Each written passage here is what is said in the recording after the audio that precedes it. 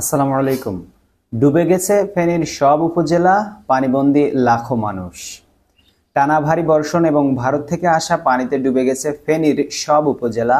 এতে পানিবন্দী হয়ে দুর্ভোগে পড়েছেন লাখ লাখ মানুষ। এই অবস্থায় সেনাবাহিনী, নৌবাহিনী, border guard, Bangladesh fire service ও স্বেচ্ছাসেবী সংগঠনগুলো উদ্ধার কার্যক্রম চালিয়ে যাচ্ছে।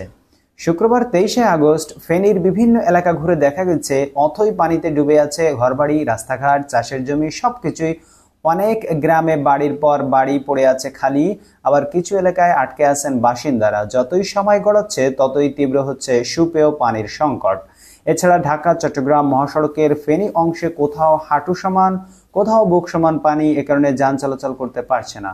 জেলা প্রশাসন সূত্রে জানা গেছে, সদর ও দাগনভূঞা উপজেলার ৮০% এলাকার মানুষ বর্তমানে পানিবন্দী। সোনাগাজী উপজেলার সব ইউনিয়নেও বন্যার পানি ঢুকেছে। প্রায় ৩.৫ লাখ মানুষ দুর্ভোগে আছেন। এছাড়া বিভিন্ন গ্রামে প্রায় ১ লাখ মানুষ এখনো পানিবন্দী অবস্থায় আছেন। আরো জানা যায়, বন্যা কবলিত প্রায় সব এলাকায় বিদ্যুৎ নেই। বেশিরভাগ মোবাইল টাওয়ার অকেজ হয়ে পড়ায় যোগাযোগ ব্যাহত হচ্ছে। এ বিষয়ে ফায়ার সার্ভিসের চট্টগ্রাম কার্যালয়ে উপ সহকারী পরিচালক মোহাম্মদ আবদুল্লাহ গণমাধ্যমকে বলেন, আমাদের টিম কাজ করছে। ফেনীতে অন্তত ১ লাখ মানুষ এখনো পানিবন্দী। প্রসঙ্গত, প্লাবিত হওয়ার পর ফেনীর ৬ উপজেলা, ফেনী সদর, ছাগলনাইয়া, সোনাগাজী, ফুলগাজী, পরশুরাম ও দাগনভূঞা থেকে এখনো পানি সরেনি।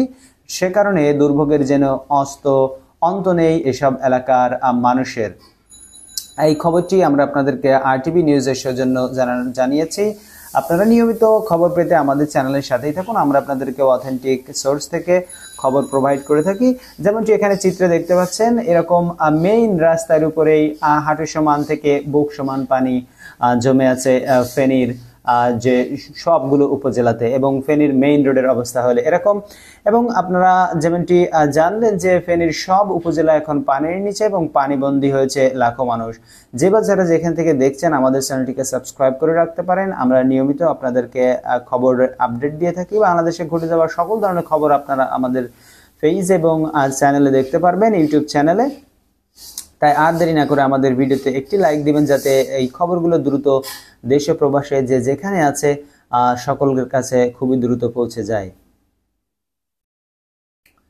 ফেনীর সব উপজেলা পানিবন্দী এবং উপজেলা এখন ডুবে গেছে এবং পানিবন্দী হয়েছে লাখো মানুষ, যেমনটি ছিল এই সংবাদের শিরোনাম।